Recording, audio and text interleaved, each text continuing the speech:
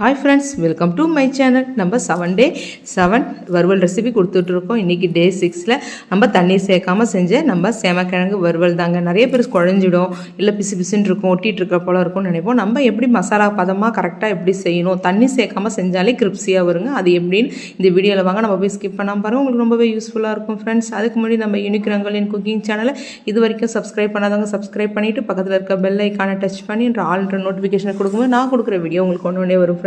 நம்ம சேனக்கிழங்குனா இதாங்க. இதை போல் கொஞ்சம் பெருசாக இருக்கா, இது நான் ஒரு 1/4 கிலோ அளவு எடுத்திருக்கேன். இதை வந்து நம்ம கரெக்டாக ஒரு ஃபஸ்ட்டு விசில் வந்து 2வது விசில் வர்ற சமயம் நம்ம அடுப்பை ஆஃப் பண்ணிட்டோம்னா ரொம்ப குழஞ்சி போகாமல் பிசு பிசுன்னு ஒட்டாமல் பதம் கரெக்டாக இருக்கும். நான் இப்போ குக்கரில் தான் வச்சுருக்கேன், ஒரே சைஸாக இருக்குது அப்படின்றதால. இதுவே சின்ன சைஸு நீங்கள் வாங்கினீங்கன்னா கரெக்டாக ஒரு விசில் வந்ததும் அடுப்பை உடனே ஆஃப் பண்ணிவிடுங்க. இதுவே இந்த இவ்வளோ கொஞ்சம் பெருசாக இருக்குது அப்படின்னும் போது நீங்கள் என்ன செய்யணும்னா 2வது விசில் வர்றதுக்கு ஸ்டார்ட் ஆகும் இல்லையா, அந்த சமயம் நீங்கள் அடுப்பை ஆஃப் பண்ணிவிடுங்க. இப்போ அது மாதிரி அடுப்பு நான் வந்து 2வது விசில் வர சமயம் நான் அடுப்பை ஆஃப் பண்ணிவிட்டேன். இப்போ பாருங்கள், ரொம்ப குழஞ்சி போகாமல் நமக்கு பதம் கரெக்டாக நமக்கு இருக்குது. இதை போல் நீங்கள் செஞ்சு பாருங்கள். ரொம்ப நம்ம என்ன பண்ணுவோம், ஃபஸ்ட்டு செய்யும்போதெல்லாம் நானே செஞ்சுருக்கேன், கொஞ்சம் குழஞ்சி போய் அந்த மசாலாலாம் அதில் ஒட்டாத கிரிப்ஸியாக இல்லாமல் கொஞ்சம் குழப்பாக இருக்கும், அது பசங்களுக்கு பிடிக்காது. இப்போ பாருங்கள், எடுத்து இதை மாதிரி ஆற வச்சுட்டு தோலை ஃபுல்லாக நம்ம உரிச்சு எடுத்துக்கலாம். நம்ம இதுமாதிரி உங்களுக்கு இது தோல் உரித்து நமக்கு சமைக்கிறதுக்கு வேறு ஏதாவது சமைச்சிட்ருக்கு இதுக்கு டைம் இருக்குன்னா நம்ம அடுத்து மசாலா கலக்கிறதுக்கு முன்னாடி இந்த சூடு நல்லா ஆறின பிறகு நம்ம தோலை உரிச்சா கூட அந்த குழப்பு தன்மை கொஞ்சம்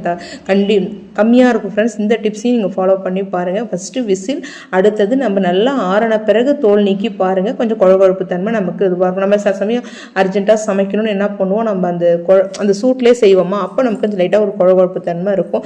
அடுத்தது நான் ஒரு கருணக்கிழங்கை ஃபஸ்ட்டு 2ஆக கட் பண்ணுறேன், அந்த ஆஃபை 3ஆக நீல வாக்கில் கட் பண்ணுறேன்.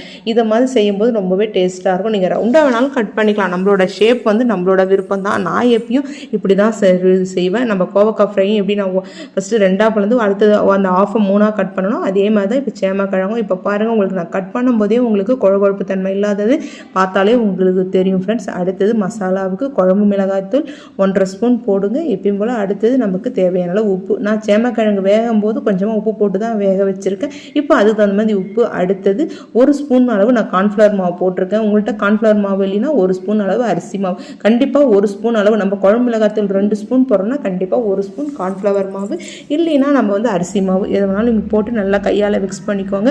எந்த காரணத்தை கொண்டும் அந்த மசாலாவில் தண்ணி சேர்க்கக்கூடாது, அப்போ தான் நமக்கு ரொம்பவே கிரிப்ஸியாக இருக்கும். நம்ம நிறைய பேர் என்ன தப்பு பண்ணுவோம்னா லைட்டாக தண்ணி தெளிச்சிருவோம், மசாலா ஒன்றோட ஒன்று ஒட்டாமல் நம்ம கையில் ஒரு குழப்பு தன்மையோடு இருக்கும். அதை மாதிரி செய்யக்கூடாது ஃப்ரெண்ட்ஸ். இந்த டிப்ஸை நீங்கள் யூஸ் பண்ணி வறுத்து பாருங்கள், நல்லாவே கிரிப்ஸியாகவும் இருக்கும், ஒன்றோட ஒன்று ஒட்டாமல் அந்த குழப்பு தன்மையை கொஞ்சம் கூட தெரியாது. இப்போ பாருங்கள், நல்லா போட்டு நான் மிக்ஸ் பண்ணி வச்சுருக்கிறேன் பாருங்கள் ஃப்ரெண்ட்ஸ். இதை மாதிரி வந்ததும் அடுத்து நம்ம எப்பயும் போல் இரும்பு கடாய் இல்லைன்னா இரும்பு தோசைக்கல்லை வச்சுட்டு இப்போ நான் வந்து 2 கரண்டி அளவு எண்ணெய் போட்டுட்டு இப்போ அடுத்தது நம்ம மசாலா போட்டு மிக்ஸ் பண்ணி வச்சுருந்தோம்ல சேமக்கிழங்கு, அதை போட்டு இது மாதிரி ஒன்று ஒன்றா போடுங்க. நமக்கு நல்லா முருவலாக சூப்பராக வெந்து வந்துடும் ஃப்ரெண்ட்ஸ்.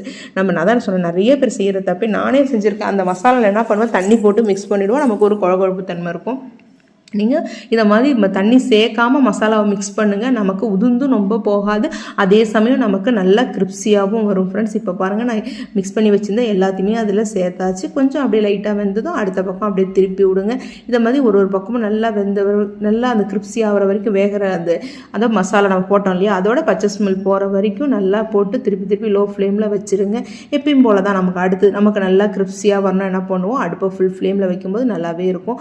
இப்போ நான் ஃபஸ்ட்டு பேட்ச் போட்டு எடுத்துகிற போகிறேன், அடுத்தது செகண்ட் பேட்சும் நம்ம போட்டு எடுத்துக்க வேண்டியதான் ஃப்ரெண்ட்ஸ். இதை போல் செஞ்சுட்டு எப்பயும் போல் சொல்ல மாதிரி நம்ம அப்படி தோசைக்கல்லே நம்ம 2த்தையும் ஒன்றா கொட்டி அப்படியே வச்சுருக்கும் போது என்ன ஆகும்னா நல்லா கிரிப்ஸியாக சூப்பராக இருக்கும். இப்போ பாருங்கள், அந்த எண்ணெய் இருக்கிற நம்ம எண்ணெய் நடுவில் தான் இருக்குன்னா அப்படியே மாற்றி நம்ம அந்த எண்ணெய் இருக்கிறதுக்கு மற்றதை அட்ஜஸ்ட் பண்ணி வந்து கொண்டாந்து விடும்போது தான் எல்லாமே கிரிப்ஸியாகும். நம்ம நிறையா எண்ணெய் ஊற்றாமல் வறுக்கணும் அப்படின்னா சென்டரில் மட்டும் 2 ஸ்பூன் போட்டிருக்கோம் அப்படின்னா மாற்றி ஒரு சேமக்கிழங்கு நல்லா முருகலாயிடுச்சுன்னா கொஞ்சம் நம்ம ஓரமாக தோசைக்கல்லே வச்சுட்டு அடுத்தது ஓரத்தில் இருக்கிறத கொண்டாந்து நடுவில் போட்டு இது மாதிரி செய்யும்போது எண்ணெய் கொஞ்சம் கம்மியாகவும் செலவாகும், அதே சமயம் நமக்கு ரொம்ப கிரிப்ஸியாகவும் நம்ம சேமக்கிழங்கு வறுவல் ரெடி ஆகிடும் ஃப்ரெண்ட்ஸ். இப்போ ஃபஸ்ட் பேட்ச் ரெடி ஆகிடுச்சு.